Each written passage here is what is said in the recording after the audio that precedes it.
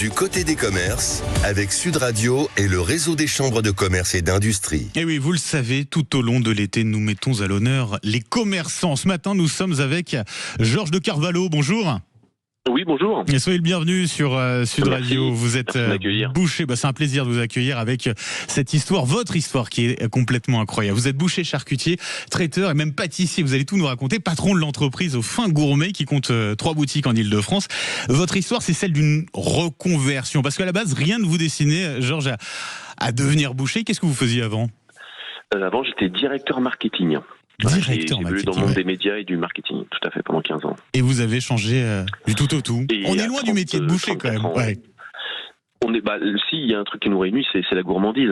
Globalement, quand on est un viandard et qu'on aime bien manger, c'est le métier de commerce qui vous rapproche le plus de ce que vous aimez. Et qu'est-ce qui vous a donné l'envie de changer de vie et de vous orienter vers ce métier de boucher, Georges ? Bon, la première chose, c'est assez trivial, c'est de pouvoir être chez moi tous les jours. J'avais un métier qui faisait que je l'étais pas, et je voulais me rapprocher des miens, et puis je suis quelqu'un qui aime le contact, et je me suis dit, tiens, est-ce qu'il y a un métier qui peut me donner à manger jusqu'à mes 80 ans, voire plus, parce que, vous savez, ces métiers des médias et du marketing sont des métiers qui peuvent arriver à un certain âge, être un peu dangereux, en termes de chômage, et je me suis dit, tiens, il me faut un métier qui me donne à manger, qui puisse me permettre de me réaliser jusqu'à la fin de mes jours. Et je trouvais que la boucherie, la viande, c'était quelque chose qui me correspondait. J'aime le terroir, j'aime ce que la France propose, parce que ça permettait de travailler aussi avec des éleveurs du Limousin, parce que c'était mon objectif au départ, et de réduire cette chaîne entre la production, en tout cas l'élevage et la consommation. Ouais. Alors, faut être formé bien sûr pour faire ce métier de boucher. Cette reconversion, ça s'est passé comment pour vous ?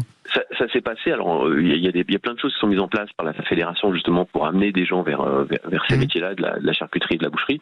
Donc, j'ai fait ce qu'on appelle un CQP boucher. Donc, c'est un certificat de qualification de technicien boucher qui m'a emmené en moins d'1 an vers le CAP que j'ai passé, et ensuite ça m'a permis alors je me suis formé en mode express.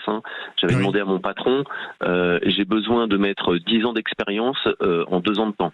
Il m'a regardé un peu comme un animal, mais il est fou lui, il est dingue. Et c'était Monsieur Lemoine à Neuilly, à Boucherie Limousine, et il m'a dit, mais toi t'es un dingue, et il m'a dit, écoute, banco, on y va. Donc j'ai bossé d'arrache-pied, j'ai été formé par des meilleurs ouvriers de France à l'école aussi, et donc en glanant ici et là, avec les collègues, avec les profs, avec ce patron qui était extraordinaire, qui est toujours d'ailleurs, Michel, même s'il est à la retraite, puis avec des collègues que vous connaissez, Véronique d'Anglais, qui est la patronne des bouchers à Paris. On connaît sur Sud Radio, bien évidemment. Exactement, et voilà, et ils m'ont pris sous leur aile, ils m'ont dit, ok, vas-y, viens, on va t'emmener vers ce métier-là, et j'ai appris très vite, j'ai pris une boutique très rapidement, et puis de personnes, 3, maintenant j'ai 3 boutiques, et on est 47 salariés, je crois. Ouais, une réussite, une véritable réussite. Et alors, vous faites même désormais de la pâtisserie. C'est rare, ça, quand même, pour un boucher de se lancer dans la pâtisserie. Oui, alors, parce que moi, j'ai commencé par le métier de boucher. Et ce qui m'a amené vers ça, c'est quoi ? C'est de me dire un jour, moi, je voulais, c'est fabriquer tout ce qu'on vendait. C'est d'amener vers le 100%, ce qui est très compliqué. Donc, en fait, je me suis orienté vers ensuite la charcuterie. Donc, je me suis formé aussi en charcuterie. Et pareil, diplôme, j'ai fréquenté des gens qui sont excellents dans ce domaine-là. Donc, j'ai racheté une charcuterie traiteur pour conjuguer ces 2 métiers, la maîtrise de la viande et ensuite des métiers connexes, fabrication de pâté. On est d'ailleurs depuis 2 ans de suite, on est champion de France de pâté en croûte et de jambon blanc. Ouais. Donc c'est pas des titres désuets, c'est pas très très très sexy comme ça quand on en parle, mais c'est quand même beaucoup de taf.